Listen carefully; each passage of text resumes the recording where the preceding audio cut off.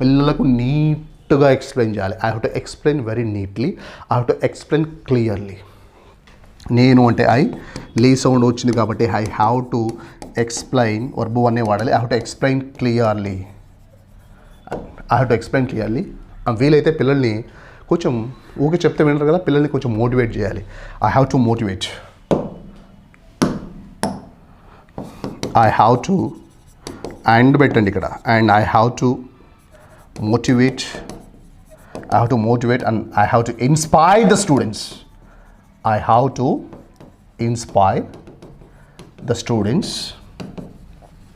And అట్లే 1 గంట వరకు continue. I have to continue up to 1 o'clock. I have to continue up to 1 o'clock. 1 o'clock వరకు నేను continue చేయాలి.